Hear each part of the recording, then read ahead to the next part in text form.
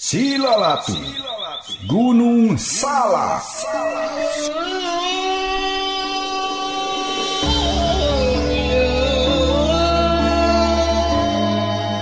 Silalatu, Gunung Salak.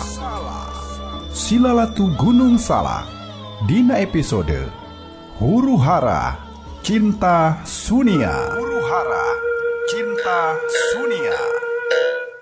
Dibaca sagemblengna tina roman fiksi sajarah karya Aan Merdeka Permana dina tahun 1688. Gunung Salak Bitu sanaya anu satadina rek ninggalkeun lembur Bantar Jatigirang kapaksa balik deui hariwang ku nasib Nyi Sunia.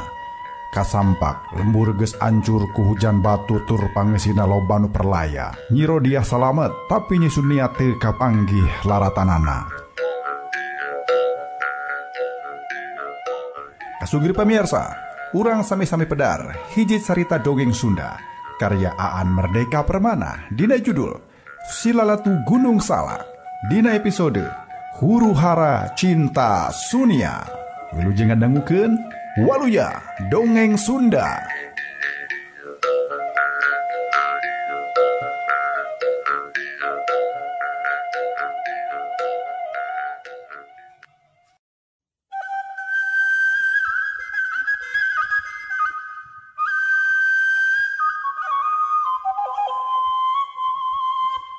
Sadarea ngarasarua sanggeus ngadengeyeun Ki Soma bapana yaksa rek dihukum gantung ku Ki Mas Tanu di parung angsana.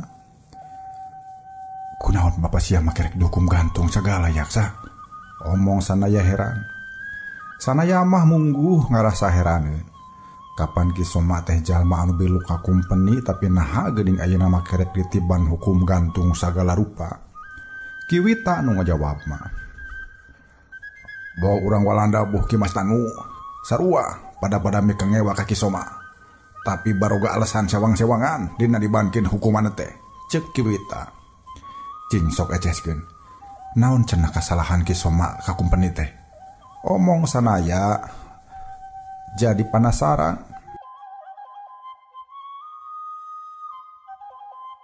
Darak-dak we Ki Wita teh nerangkeun perkarana. Urang kumpeni dibankeun hukuman ka Ki Soma, alatan Ki Soma geus dituding ngorbankeun pasukan kumpeni di Bantar Jatigirang. Ceuk panjang ka kumpeni Ki Soma teh geus ngahaja cenah nyieun reka berdaya. Malar pasukan kumpeni jeung balad Ki Manggala sina adu hareupan di sisieun leuweung Pajajaran. Kapan sia oge meureun apal yen balad Ki Manggala teh geus bisa ngepuk pasukan kumpeni bulan kamari nebikeun ka sakumna pasukan anggota pasukan teu manggapulia. Ceuk Ki Wita, disenggakan ku sanaya. Bener kitu, aing ge nyaho. Puguh we sanaya mah leuwih ti nyaho sabab kapan nya manehna pisan anu ngagempur pasukan kumpeni nepikeun ka tumpur kabeh oge. Ki Soma teh dituding saengko jeung baladna Ki Manggala dina tarekah nganjurkeun kumpeni teh. Ki Wita nuluykeun deui caritaanana. Nah, kumpeni make nuding kitu, kapan eces? Selila ieu teh Ki Soma mah digawe jang kepentingan kumpeni lain. Omong sanaya heraneun. Ki Wita rumahuh bingung. Nyaeta nu asing dipulang sengit. Padahal kurang kumaha Ki Soma bebelana keur kepentingan kumpeni teh. Tapi naha atunya eta mah keur kabeneran sial we. Puguh Ki Soma teh laporan ka kumpeni yang aya karaman di Bantar Jatigirang.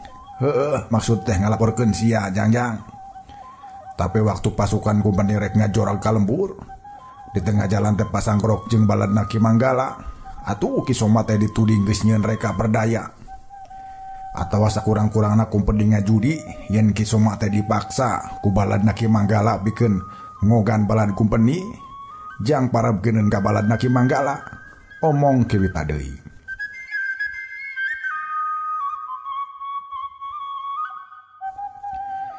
Ari tudingan Ki Mas Tanu naon cenah ka Ki Soma teh?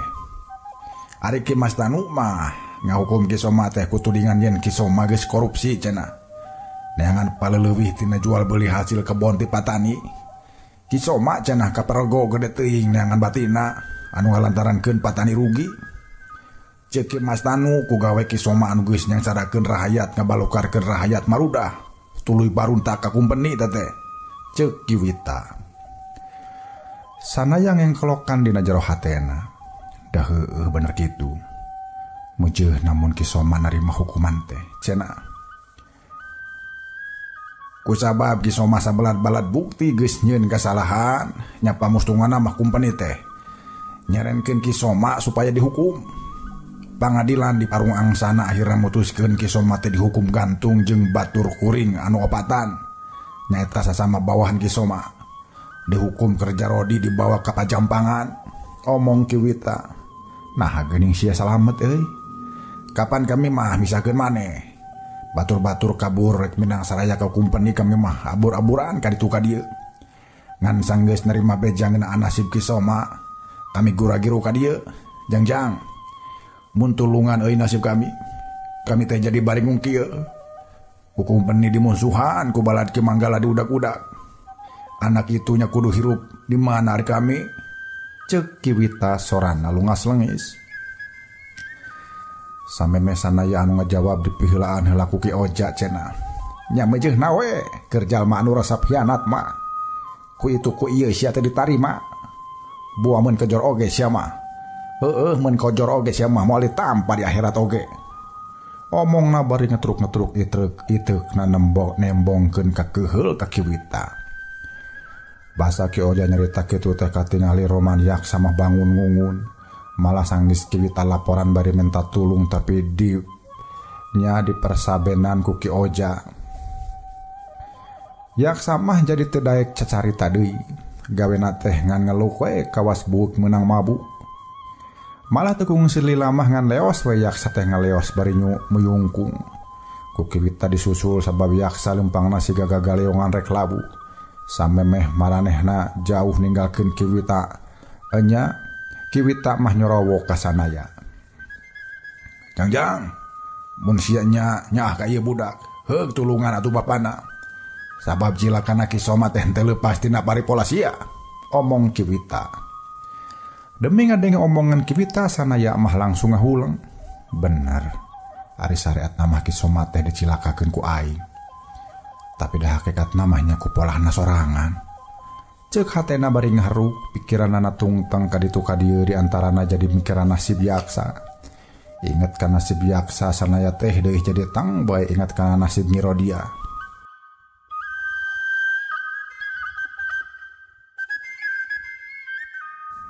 Moal mah jadi aya rambat kamalaena kana nasib Nyi Rodia. Ceuk pikir sanaya bari ngagejelig rek nyusul Kiwita anu keur nyangkeh yaksa. Ki Oja nyahoun sanaya ngagejelig indit teh geus kitu mah nyorowo. Jangjang edan, ari sia rek indit ka mana? Boa-boa rek nulungan si bangsat somanya. Teu kudu ditulungan. Keun bae antep dabongan jalma hianat mah. Omong Ki Oja ngaulah-ulah. Sanaya ngarandeg sakedeung geus kitu ngararet ka Nyi Sunia. Katingali Nyi Sunia mah teu lemek teu nyarek sigana teh. Ngantep henteu nitah henteu. Meureun kapikirin ku manehna oge mun sanaya kudu indit nulungan Ki Soma, piraku jalma jahat kudu ditulungan. Tapi mun teu indit piraku deui. Darek deog rek pengkor oge eces Ki Soma teh bakal jadi besan manehna. Tungtungna Nyi Sunia mah ukur malohok teu pugu.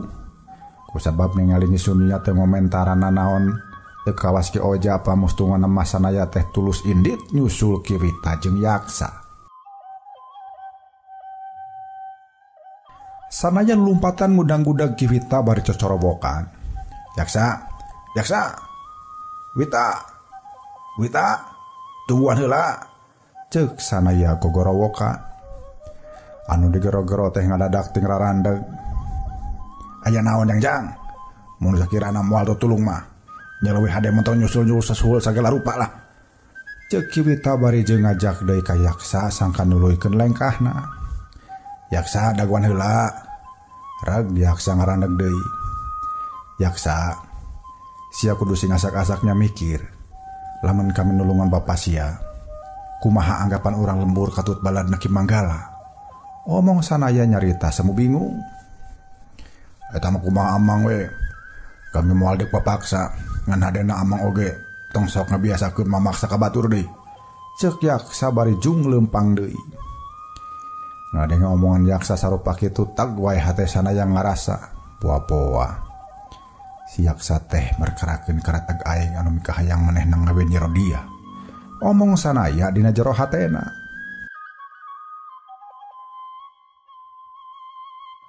Naon maksud sia nyarita kitu teh yaksa? Cuk kami oge kumaha amang eta mah. Rek teh nulungan bapak kami oge teh naon.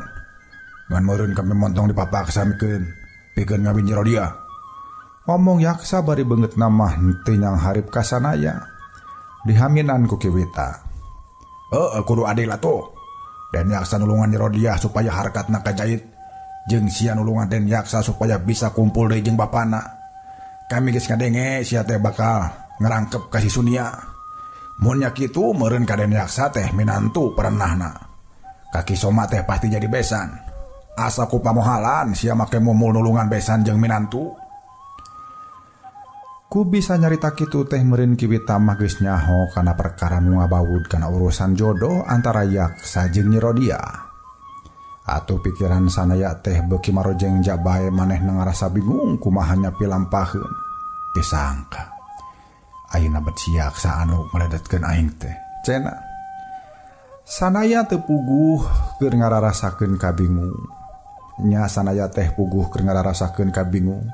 Mun mah kudu nulungan Ki Soma hartina kudu adu hareupan jeung baladna Ki Manggala. Sabab maranehna tangtu moal satuju sanaya ngajaid nasib Ki Soma. Tapi mun aing teh nulungan Ki Soma, si yaksa bakal mugen dititah kawin jeung Nyi Rodia. Kurang ajar. Aing bet kagencet kieu yeuh. Ceuk hate sanaya garo-garo taateul. Sanggeus mikir kitu sanaya ngalareut ka Kiwita. Kita iraha Ki Soma terek digantungna. Omong sanaya neuteup seukeut ka Kiwita. Beja nama pageto patu subuh cenah. Tembal Kiwita sanggeus ngahulang siga nu nginget heula. Aing mah moal janji. Tapi rek narekahan malar bapa sia salamet. Pokna ka yaksa. Tapi anu diajak nyarita mah bangun anu teh sugemaeun sanaya ukur nyarita kitu teh.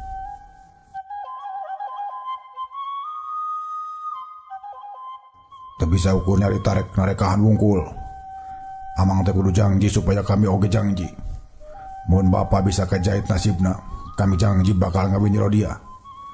Tapi mun amang teh bisa nulungan nyawa bapa, nya kami oge bolai ngawin Nyi Rodia. Cenah Togmol jeung Tatag nyaritana. Disanggakan ku Kiwita. Tah heueuh kitu. Adil euy. Cenah bari panujueun. Kadede jangjang. Anu ditulungan teh lain Ki Soma wungkul, tapi oge batur kami anu obatan. Ningali Kiwita milu ngamangpaatkeun kaayaan hate sanaya menyel-nyelan keheul, tapi teu bisa mejar kumaha. Manehna mah kudu narima sabab keur aya dina posisi anu teu nguntungkeun. Sanaya teu ngajawabna naon, manehna mah ngan leos bae balik deui muru imah Nyi Sunia. Kituna teh bari hatena mah manis salarumpeg pisan. Ari datang ka imah deui baladna Ki Manggala teh geus nyampak nungguan, jumlahna teu kurang ti 4.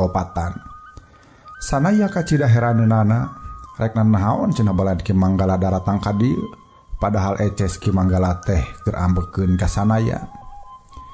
Basa geus adu hareupan sanaya langsung bae tumanya. Aya naon ngalabrin ka dieu? Bokna panona nataan ka sabanu datang.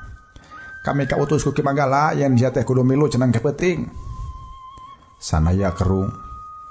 Milu tehnya milu ka mana?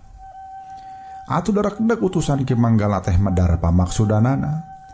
Cenah isukan tengah peuting Ki Manggala sabalad-balad tereh rek ngarurug parung angsana. Nah keturek nulungan Ki Soma anu isukan pacu subuh rek digantung teh. Sanaya curing hak. Nyaos ya.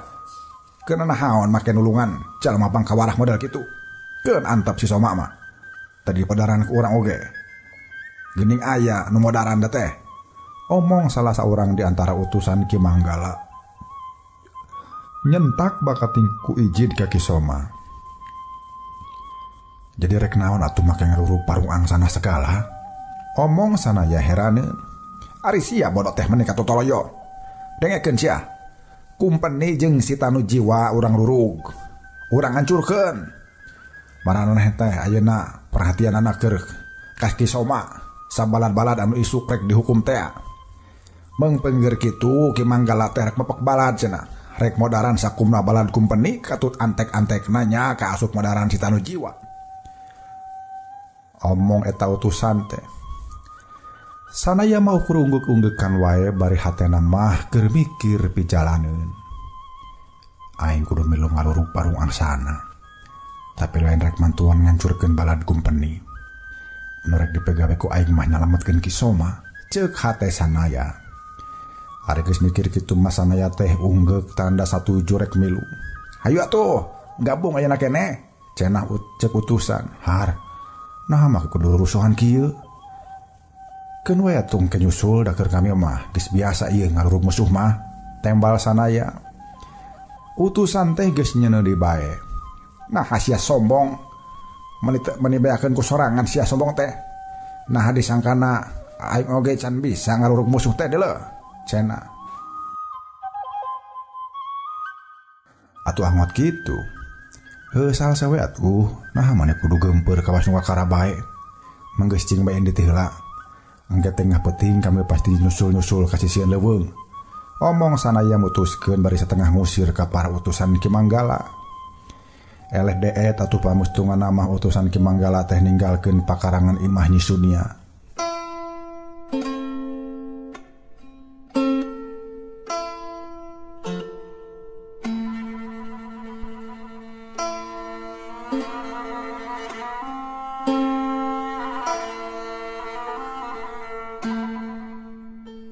Kasugri pamirsa mitra kaum dangu anu mulia, mitra katresna dongeng Sunda Kang Gilang. Kaayaan geus ngagayuh ka peuting tapi peuting ieu kaayaan teh teuing ku jempling jeung ku simpe.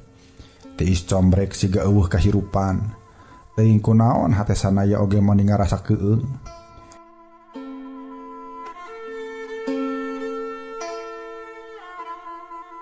Ki Oja keur nyempo di juru bari ngalinting daun kawung ari Nyi Sunia jeung Nyi Rodiah aya di dapur. Cenah keur ngagolakeun lahang. Taheurkeuneun keur gulaeun. Saprah Ki Soma eueuh kebon kopi teh jadi bangkar teu kaurus. Patani sakumna henteu daek ngurus deui. Maranehna baralik deui kana muka tatanen anu diperlukeun ku maranehna sorangan. Ari keur nyusunia mah eueuhna pangupajiwa tina kebon kopi teh henteu matak ngarumas. Sabab lahan tanah di pakarangan teh masih keneh cukup keur dipelak. Nya dipake pulak-pelak tutuwuhan anu sakirana bisa dipake ganjel-ganjel beuteung. Sabat keuting haruleung kitu Nyi Rodiah kadenge sorana. Nah hanya meniti isin kieu. Biasana mah sakumaha teu isin oge. Sora cicir-cicir bae mah kadenge, ceuk Nyi Rodiah sorana halon.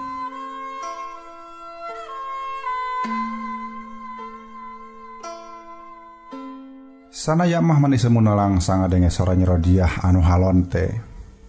Saprak ngalaman kejadian anu kukurayeun teh nyatana saprak kahormatan dirina diruksak ku jurang-rong eta budak teh jadi nguluwut resep ngalamun.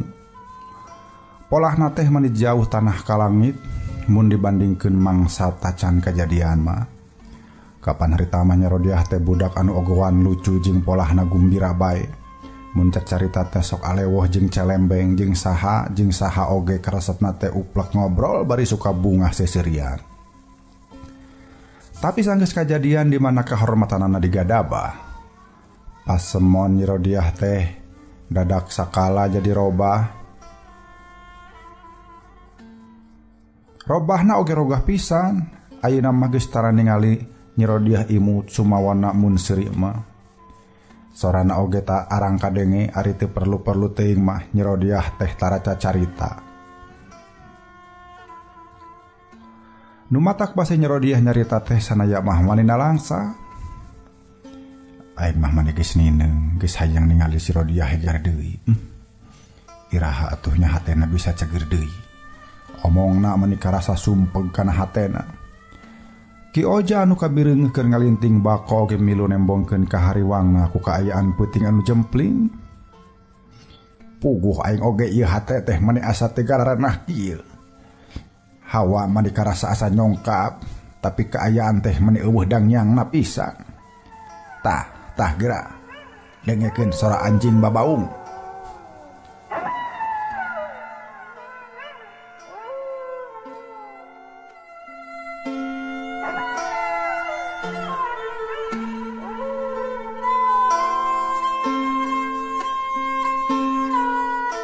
Omong Ki Oja bari sirahna dengdek bae ngadengkeun anjing babaung ti jauhna.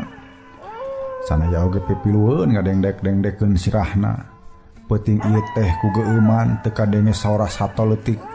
Nya teu kadenge sora sato-sato leutik, teu kadenge sora manuk peuting saperti suit uncuing atawa bueu. Estu jempling teh jempling pisan.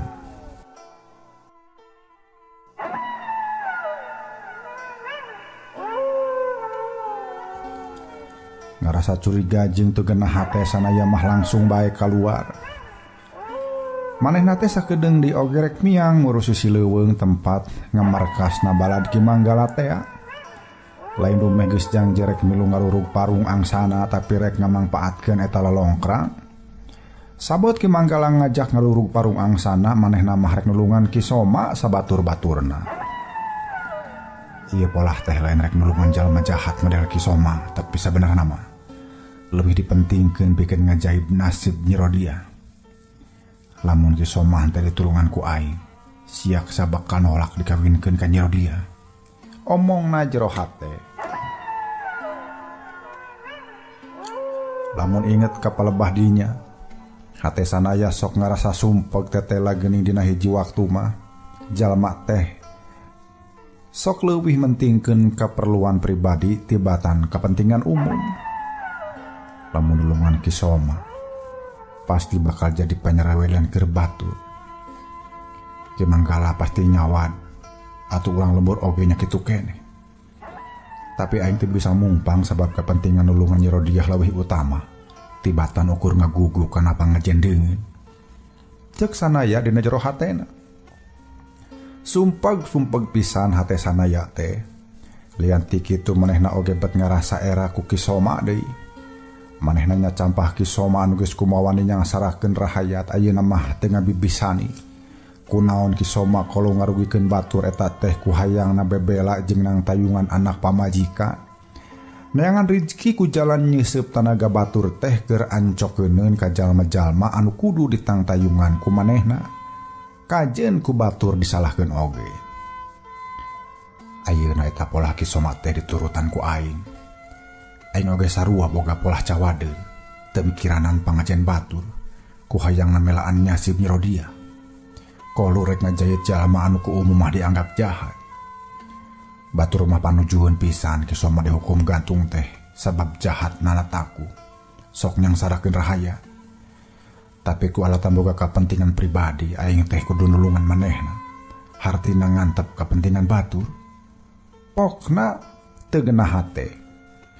Sabot sanaya lahaloho kaluar pangangguran, tanggah katebeh kulon radang ngidul. Lumantak ngararet ka ditu teh kusabab tina ponclot gunung salak tukangen leuweung Pajajaran. Hawar-hawar kadenge sora anu ngaguru. Ukur hawar-hawar tapi ceuli sanaya mah kapan boga elmu siliwir sumping. Eta elmu teh sanggup milih-milih sora anu kumaha anu hayang didengekeun ku manehna. Tina sakitu rebu sora sasatoan peuting contona mun mah hayang ukur ngadengekeun sora cihcir ku manehna mah bisa ditarekahan. Anu nong toreng kadenge eces teh ngan sora cihcir wungkul. Sora nu sejen mah kasilep atuh angot ayeuna nu kadenge teh sasat ukur sora anu ngaguruh wungkul. Manehna mah ukur hayang nyaho sora naon anu ngaguruh teh, sora cai kitu, tapi cai ti mana? Nya di lembur teh aya walungan. Tapi caina lian ti canembrang herang oge liuh teu mota, malah tara aya kajadian caah deng-deng di walungan. Jadi ari ieu sorana naon atuh? Ceuk hatena bingung jeung keueung. Kusabab hatena rusras ngarasa teu geuna, atuh pamustungan mah ngan sup we ka jero deui. Ana datang ka jero teh boh nyusunia boh anakna kasampak geus ngariung di patengahan dariuk aremok digirin Ki Oja. Nyaho sanaya asup Ki Oja tumanya.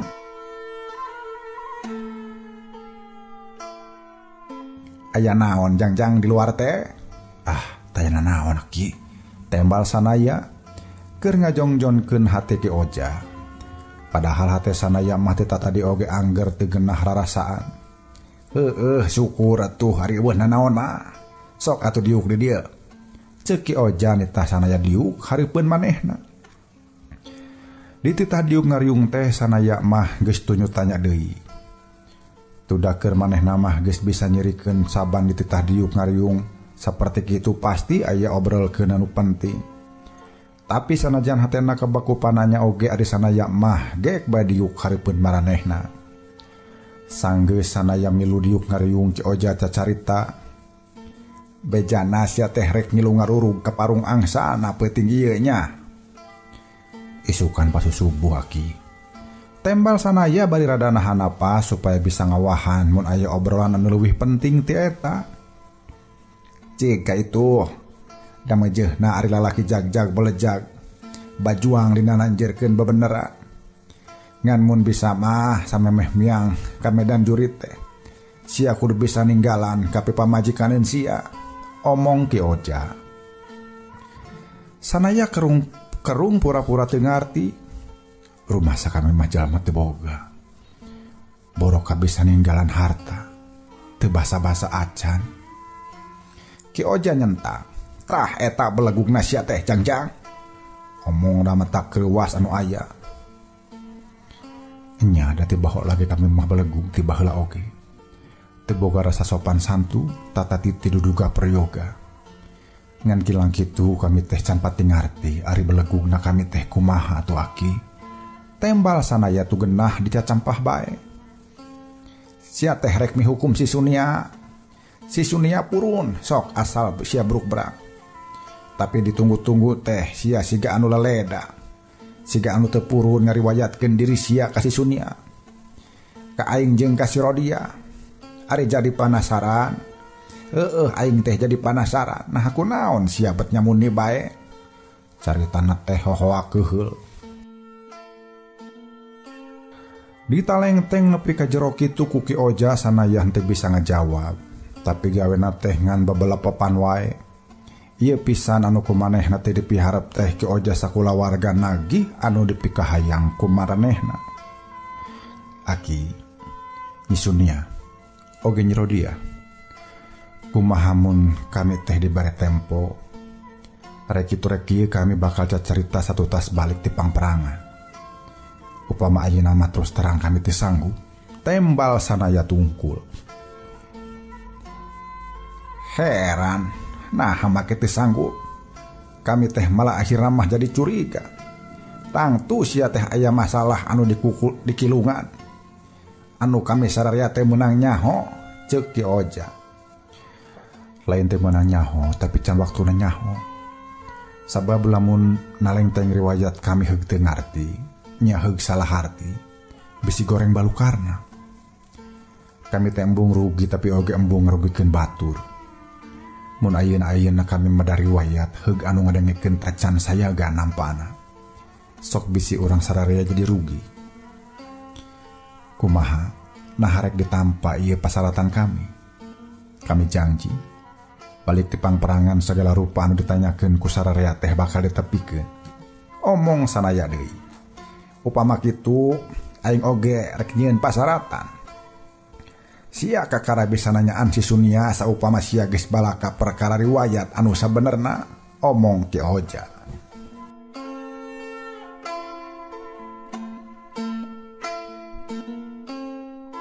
Sanaya satuju kana ieu perjanjian. Atuh ari geus kitu mah sanajan suasana karasa kaku jeung teu geunah. Sanaya bebeja rek gabung ka Ki Manggala. Doakeun bae ku sadarea supaya kami bisa balik bari salamet. Ceuk sanaya bari jung bae nangtung. Sabot sanaya indit ka tepas Nyi Rodiah cengkat muru dapur geus kitu nyusul sanaya kaluar. Amang cenah leungeunna ranggem ku bungkusan. Aya naon nyai? Sanaya ngajengjen neuteup Nyi Rodiah. Ieu timbal dibungkus daun waru. Heueuh keur bakal di jalan bisi lapar. Tah, dengan nama aya kere mujair. Keun bae nya nu kieu oge. Omong Nyi Rodiah ngasongkeun bungkusan teh. Sanaya nampanan eta bakal dahareun bari neuteup lalab ka Nyi Rodia. Ieu teh bakal hirup keur Amang mah. Ku ieu bakal Amang kudu bajuang supaya bisa hirup lana. Supaya bisa ngurusan jeung nang tayungan hirup sia. Nyai, omong sanaya sorana manik karasa nyelek kana ti koro. Ngadenge sanaya cacarita sarupa kitu ngan gabrug we Nyi Rodia teh ngagabrug ceurik menika nyerian dina harigu sanaya. Ku sanaya diantep heula bae sina sebeuheun. Amang, Nyai mah hayang hirup jeung Amang. Hayang salilahna dibaturan ku Amang. Amang ulah ninggalkeun Nyai. Ulah Amang, nya ulah. Ceuk Nyi Rodia nangkeupna teh beuki pageuh ti papreket. Basa sirana diusapan kalawan deudeuh cerik Nyi Rodia teh ngadon beuki ka nyerian bae. Malah ayeuna mah anu cerik teh lain ukur Nyi Rodia wungkul sabab ti lawang panto oge kadenge aya anu keur inghak-inghakan samu ditahan. Basa sanaya ngareret teteh anu keur nginghak teh Nyi Sunia. Kusanaya dititeup salila-lila atuh Nyi Sunia oge malik neuteuk. Amang, omat sia kudu balik. Sia teh didaguhan pisan ku si Rodia. Ceuk Nyi Sunia. Ku sanaya mah karasana teh sorabati Nyi Sunia sorangan. Sunia, sia teh mika cinta ka aing, hanjakana sia ukur cinta kasih Amang. Da si sanaya mah kasih sanaya mah ceuceupna beakar. Sanaya hatena ngalengis. Manehna ngalepaskeun awak Nyi Rodia anu siga anu embung lesot. Ari Nyi Rodia geus dibedol ku Nyi Sunia mah awak sanaya teh bisa rada anggang. Manehna laluasa rek ninggalkeun tepas teh. Amang, gancang balik deui nya. Nyi Rodia nyorowok omat-omatan. Omat, mun sia bisa ngagempur cita nu jiwa, heug kaparengkeun manggihan si sanaya. Podaran mentong asa-asa mengkelok tehnya. Ceuk Nyi Sunia milu omat-omatan. Bener Amang, pamodarankeun si jahat sanaya teh. Nyamanehna pisan anu ngalantarankeun Nyai henteu nyaho di rupa bapa teh Amang. Cacak mun eueuh Amang nu jadi gaganti bapa. Meureun nasib kami teh goreng bae. Nyi Rodia oge ngengklokan.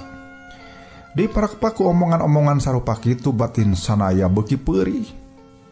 Teu kuat ku nandangan ka peurih sanaya teh ngan gajleng bae luncat. Geus tepi ka pangarangan mah baratak lumpat ukur sakoteap geus teu katenjo ku Nyi Sunia jeung Nyi Rodia.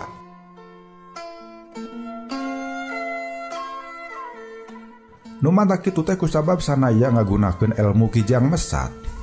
Malah mun mah parang ngaliwatan rungkun jeung leleuweungan lumpatna teh robah ngagunakeun elmu napak sancang. Napikeun ka awakna siga nu keur ngalayang dina pucuk-pucuk tangkal galede. Jin Iprit keur nyorang lalampahan. Lain hayang gewat tepi gabung jeung rombongan Ki Manggala tapi ku hayangna buru-buru ngajauhan hatena nu bareuit.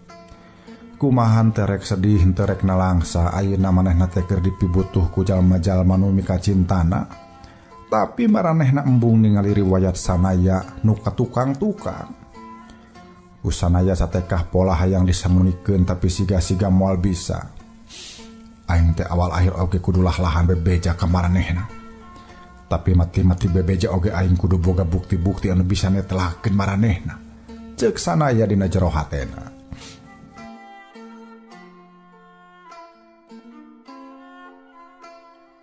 Ngan sabot cumarita kitu oge ari kabingung mah anggar bae ngukuntit.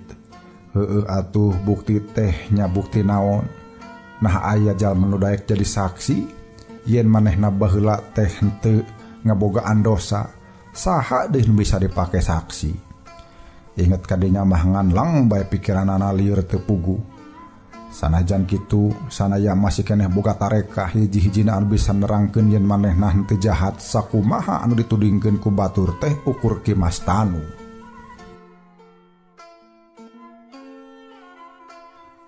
Ki Mas Tanu teh nyaho inya kana kajadian begalan pati rongkah anu geus lumangsung di sisieun leuweung Pajajaran antara balad Kumpeni ngalawan balad Ki Mas Kara. Ki Mas tahu nyaho inya kumaha tiwasna Sunjaya teh. Tapi nah Ki Mas Tanu puruneun kitu jadi saksi kana ieu urusan. Anu cek ukuran Ki Mas Tanu mah ukur urusan leutik. ukur urusan pribadi anu teu ngabaud kana masalah atau kepentingan jalma rea. Ceuk hate sanaya mikirna mani pabelit. Geun bae.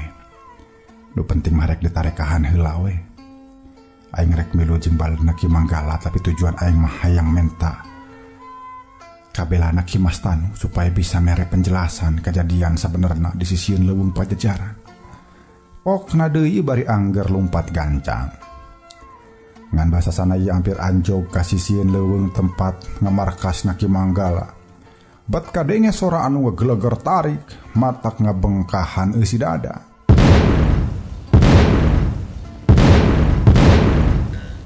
Ari geus kadenge sora anu ngegeleger teh deui tetebeh kulon cepet ngidul, dituturkeun kuting buricakna seuneu nu ngabebelak ka langit.